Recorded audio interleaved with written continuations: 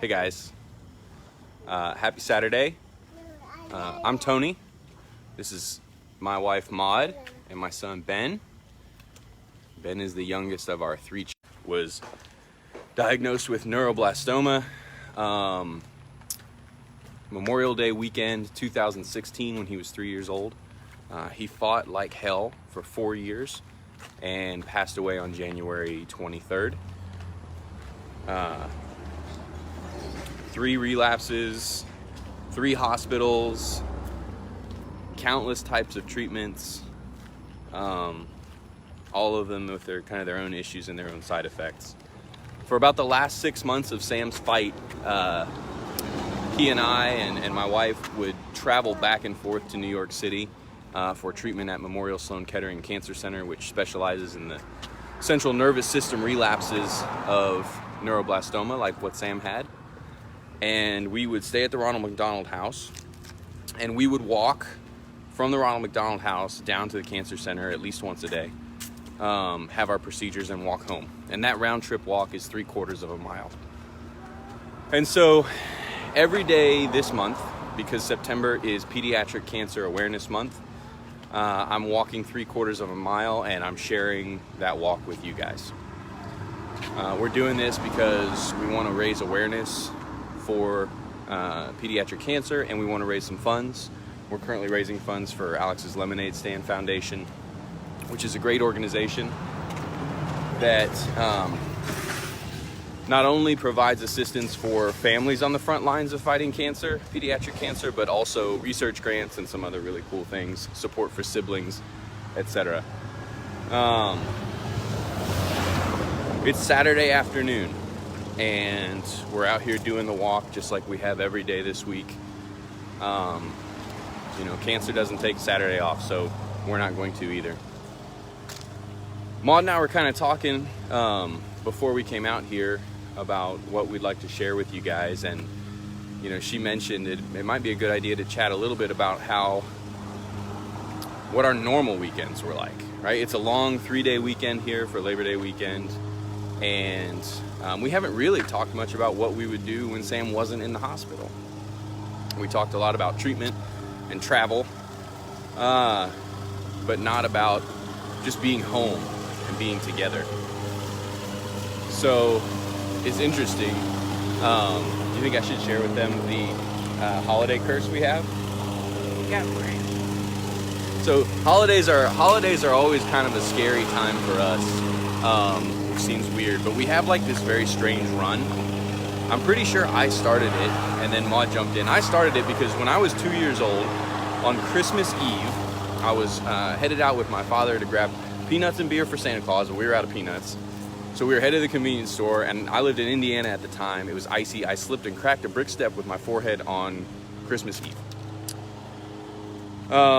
Let's see, fast forward years later, Emmy, when she was 4 or 5? 5. 5 years old. She was walking on Cinco de Mayo, walking on a playground, tripped over the end of a slide and broke her arm. I got my appendix out on Valentine's Day. Yeah, Maud had her appendix removed on, where are you? There you are. Okay. Maud had her appendix removed on Valentine's Day. Sam spent his first New Year's Eve in the hospital with rhinovirus, RSV. I was going back through the notes. Maud's birthday, 2016, Sam went into the hospital with a fever between chemo rounds. We thought we made it out of 2016, but on New Year's Eve 2016, we landed in the hospital again on New Year's Eve because he spiked a fever. That one turned out to be flu B. Right around my birthday, it wasn't on, so it's kind of cheating. It wasn't on my birthday, but right around my birthday on 2017, we talked the other day about Sam being in a coma for a little while. That encompassed Thanksgiving and Christmas. Thanksgiving, my birthday, which is the 15th of December, and Christmas. I think we were out for New Year's though. Yeah. So like holidays we batten down the hatches around the Pample house on the holidays. I know I'm leaving some out. Yeah. So anyway, when we were home, right, when we're not in hospital, Can you walk? You can walk. Walk just a little bit. Come on. it really, honestly, it was really just about soaking each other up and being together, because it didn't matter whether we were in Medical City Hospital, which is 15 minutes away, where we had the vast majority of our treatments done, or whether Maud and I were switching shifts for a month at Cook Children's, where Sam lived inpatient in the germ lockdown. Because, I mean, we'd see each other for a couple hours a week for that month. Yeah. Well, I'm thankful Miss Taryn Yep. would help out. And Miss Taryn We would get to be together for come and help. a few hours longer. Selfie stick for 3 is much harder than selfie stick for 1. So, and then, or if we were in New York, right, and we were separated by thousands of miles, being apart is hard, and being apart for a long period of time like that is tough. You know, we always had to switch off to help out with whatever Emmy had going on, and then later we had Ben as well. There's hospital rules about when kids can be up there during flu seasons and stuff like that. So, like, Maud and I did a lot of separate parenting over the last 4 years. But yeah, when we were home and we weren't in the hospital, we would just kind of soak each other up. A lot of trampoline time. Yeah. Sam loved the trampoline, which I can remember multiple doctors Cringing. right? He's got head tumors, and then at one point he had the Ommaya catheter in his head. Drained, like, after surgery. He Yeah. had his drains. Oh yeah. So every time he had what, 3? He had a surgery here for his original biopsy, and then he had a surgery here where they went to get the stuff off his optic nerve, and then he had a surgery in the back of his neck. I don't know the order of those. I think I got them backwards actually. But every time he'd have a drain, like a physical tube coming out of his head to collect extra fluid, you know, like a pouch on his waist. It's gross, I know. But that never, he didn't slow down. Like, he would run around like a 3-year-old, right? This was mostly when he was 3 and 4 and a little bit of 5. And he would run around like crazy through the backyard. And he'd be just bouncing up and down on the trampoline. And we'd have to shut him down, because when we caught him, when you have a drain in, you got to keep him off the trampoline. Like, that's kind of a thing. What else? Lots of time in the YMCA swimming pool when he could. Like, there were some times when he had certain types of ports in that he couldn't submerge in water, which was always a bummer when those were in the summertime. Okay. For the most part, he had his Metaport, which was under the skin, so it was okay to get wet. Didn't have to worry about it. So we'd go down and we'd hang out at the Well, we the had pool. some friends who were very nice and let us have their pool We did. key We did. and use their pool. We And had then we had a couple of sets of friends, right? The Garcias next door helped us out with their pool right next door. Scott and Ann let us use their pool to stop by whenever we wanted to, because he went through like 2 summers where all he wanted to do was swim, like, and so we did a lot while Maud was at work. Come on. Well, what's it in? But yeah, I mean, what else about? I'm past this. You know, hold it. It's hard for me to point at you. I don't want to hold it. Okay. See, y'all thought I was kidding when I said it makes you self-conscious. Try holding a selfie stick. You'll suddenly look at yourself in a whole new light. It's like, I'm not cool enough to do that. Maud is, though. Well, we're about halfway and we're out of material. So we gotta, come on, dude.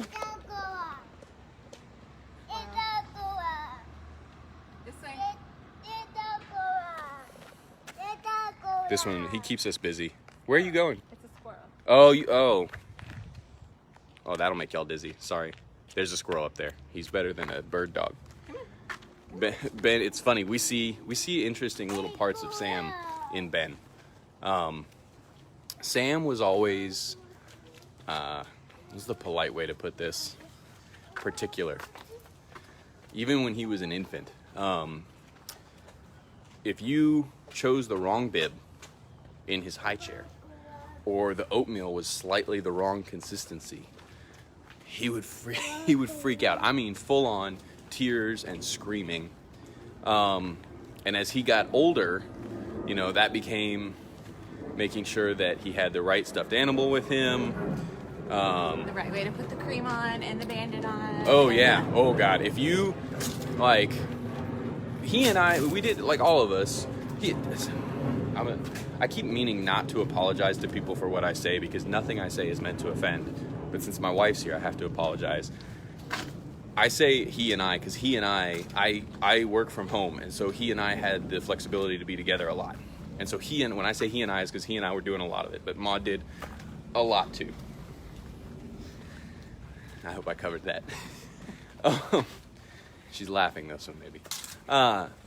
He and I would come up with routines, right? Because I knew that that's how he worked. So the cream went on the same way every time. The pre-shot routine, right? What we did before we got a shot went down the same way every single time. Lord help you if you were off routine, or if you were somebody else just trying to help Sam who didn't know. If there was a new nurse and she didn't know Sam didn't like how Sam liked the tape Oh to come my God, off, the tape. when they had to de-access him, you were in trouble. Oh my God, the tape. So when Sam was in hospital, right, he had the Mediport under his chest. And what they would do is, you know, there's a needle.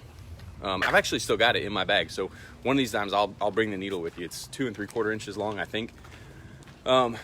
It's like a little cup and a funnel inside his chest. So they would poke the needle in there, and they would put a wrapper over it, right?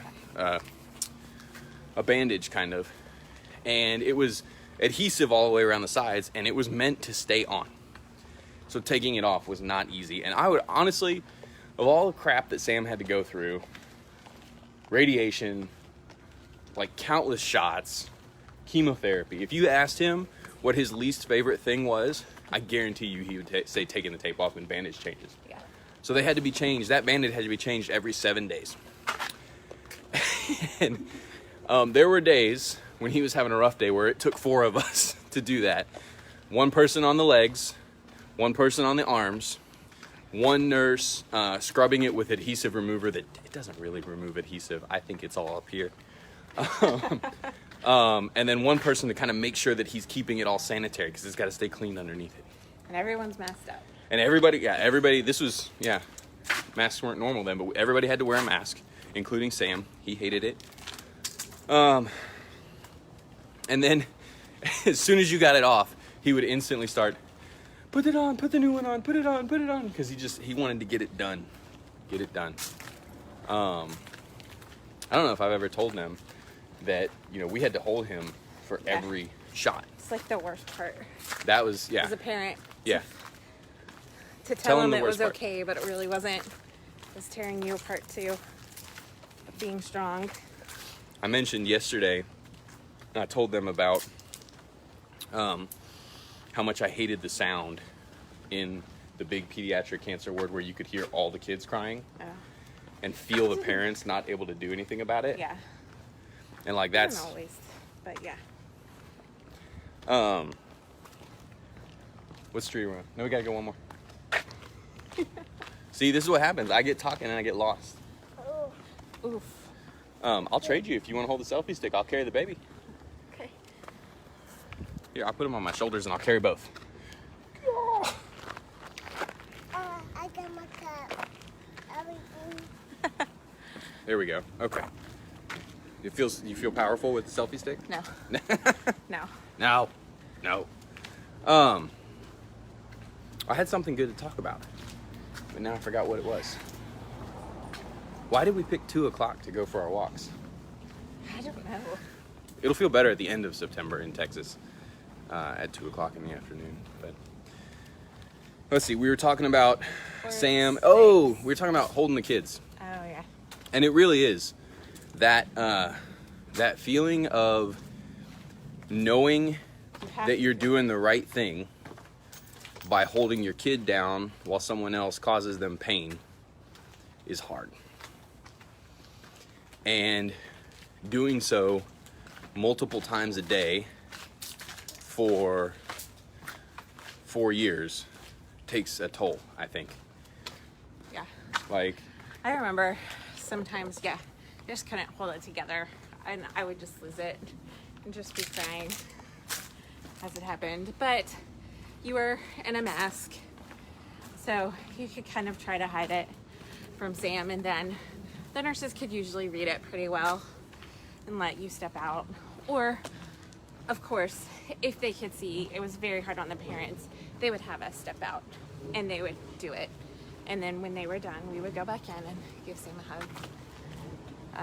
But it's tough. I think that reminds me of the hugs that Sam would give. Oh, yeah. Because, so They're Sam the best. was a very caring kid. He was always checking on us, wanting to make sure we were okay. Which again, that'll make you want to talk about something that'll make you collapse in a puddle of tears. Cammie says hi, by the way. I figured out how to see chat. But it's very shiny, so I only catch it if you're not in the sun. Sorry. But yeah, if Sam ever saw you upset, he would come over there and he would wrap his arms around you, and he would, if you're sitting down, he'd crawl up in his lap, which, you know, he was the boniest little thing. was. but For 4 years, he weighed nothing. He had the softest skin, so he could still just melt into you. Yeah.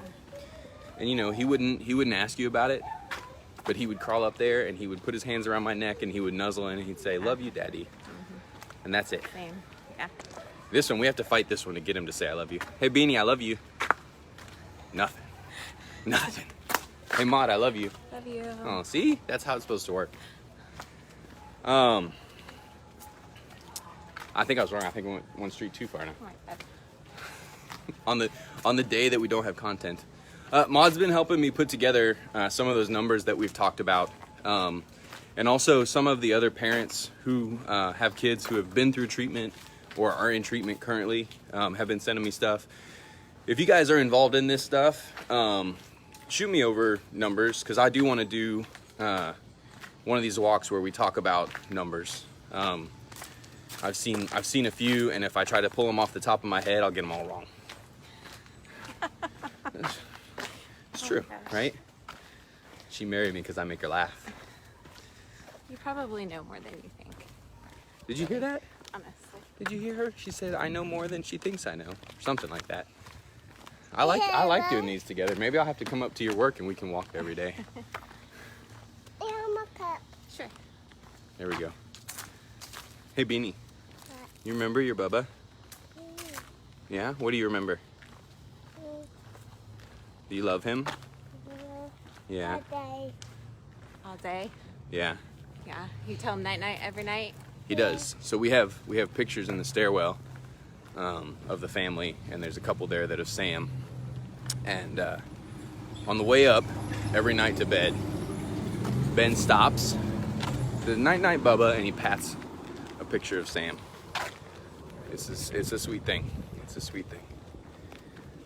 I remember when Sam and I got to spend a surprise extra month in New York City. That's the one where we were there for Halloween. We came back and Beanie dropped what he was doing and he ran and he gave me the best hug. He was what? Maybe 1.5, not quite 1.5, right? Not quite 1.5. He dropped and gave me the biggest hug. There were a few people there at the house waiting for us because we'd been gone a while.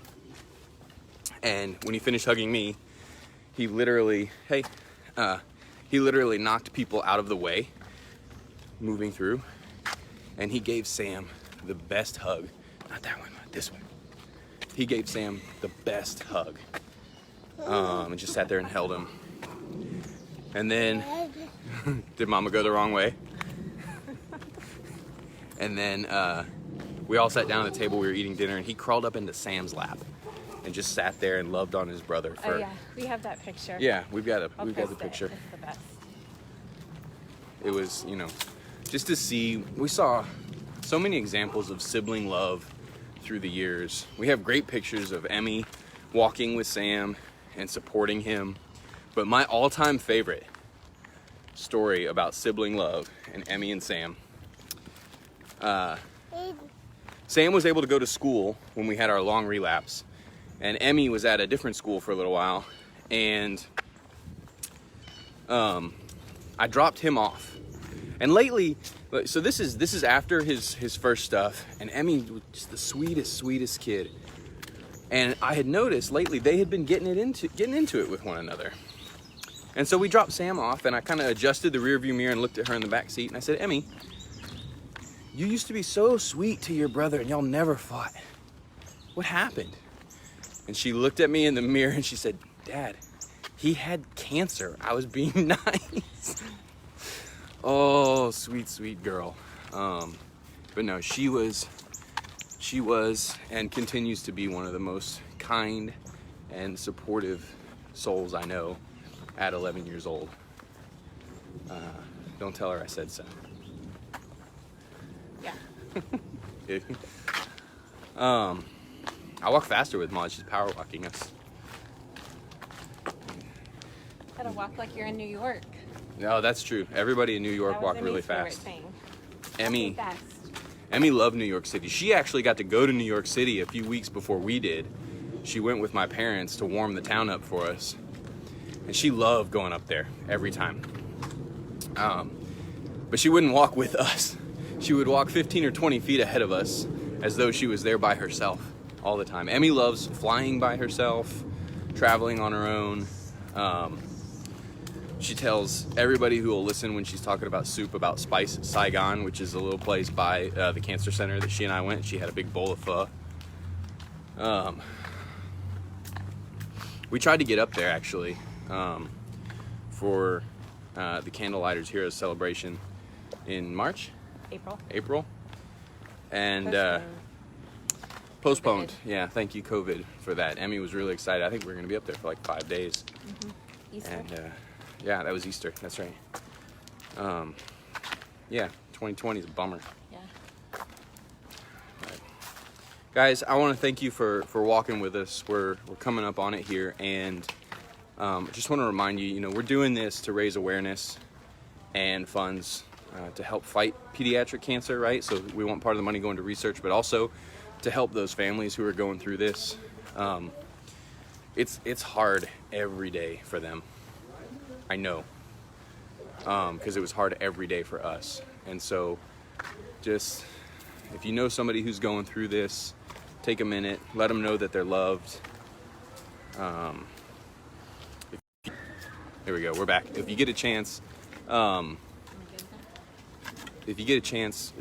a link for this is what happens. I get close to home and our signal's all crazy. But yeah, if you get a chance, hit the link. Every time I say link, it's going down. The system is stacked against us. Okay, click the link in the description for Alex's lemonade stand. Donate some fun. It did it again. Okay. I feel like Mark Zuckerberg is sitting there with his finger on a button laughing at me. If you don't have money, that's okay. Share this, please. I know it's boring. I'm not good at walking and talking. But if you could, share it. Let's get the message out. Hopefully they find this, they find the other videos. If you guys have questions about anything that we went through, or about treatments, or about neuroblastoma, what I don't know, I'll look up and find it for you. Because I want you to know. I want you to know. Thanks, guys. We'll see you tomorrow.